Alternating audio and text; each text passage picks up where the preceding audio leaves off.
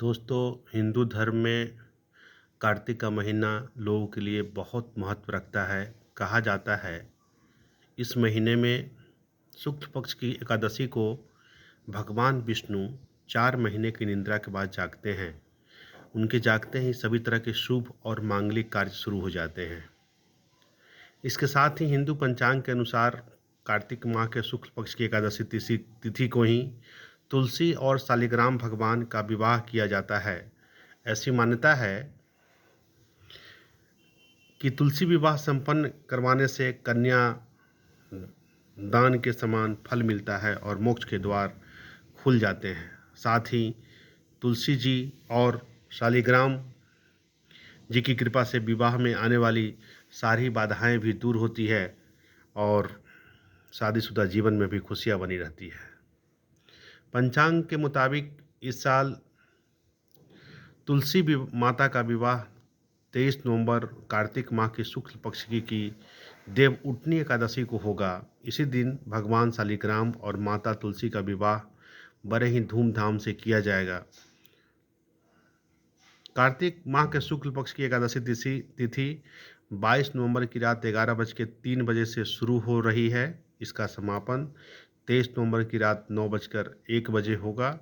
एकादशी तिथि पर रात्रि मुहूर्त पूजा का शुभ मुहूर्त शाम 5:25 से 5:25 से 5:25 से रात 8:46 तक है।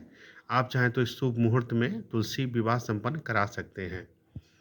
देवउठनी एकादशी के दिन तुलसी विवाह का शुभ समय इस साल 22 नवंबर की रात 11:03 पर कार्तिक माह की एकादशी तिथि को प्रारंभ होगा और 23 नवंबर को रात 9 बजे समाप्त होगा। इसलिए उदया तिथि के मुताबिक 23 नवंबर को देव उठनी एकादशी मनाई जाएगी। उस दिन शाम की पूजा का समय शाम 6:50 पर शुरू होगा और रात्रि 8:09 पर समाप्त होगा।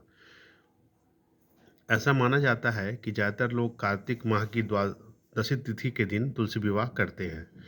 तो इस साल कार्तिक माह शुक्ल पक्ष की द्वादशी तिथि की शुरुआत 23 नवंबर को रात 9:01 से होगी और 24 नवंबर को शाम 7:09 पर समाप्त होगा।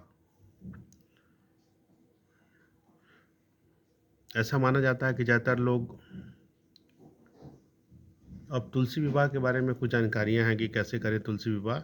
तो सभी भक्तों को तुलसी विवाह के लिए सबसे पहले लकड़ी की एक साफ चौकी पर आसन बिछाएं और गमले को गेरू से रंग दें और चौकी के ऊपर तुलसी जी को स्थापित करें। दूसरी चौकी पर भी आसन बिछाएं और उस पर शालिग्राम भगवान को स्थापित करें और दोनों चौकियों के ऊपर गन्ने से मंडप सजाएं। अब एक कलश में जल भर कर रखें और उसमें 5 या फिर 7 आम के पत्ते लगाकर पूजा स्थल पर स्थापित करें। फिर शालिग्राम और तुलसी के समक्ष घी का दीपक प्रज्वलित करें और रोली या कुमकुम से तिलक करें। तुलसी पर लाल रंग की चुनरी चढ़ाएं। चूड़ी, बिंदी आदि चीज़ों से तुलसी का श्रृंगार करें।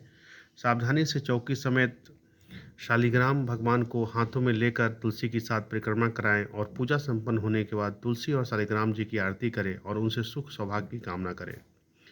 मानता है कि जो व्यक्ति विधि विधान के साथ तुलसी विवाह करता है उसे मोक्ष की प्राप्ति होती है।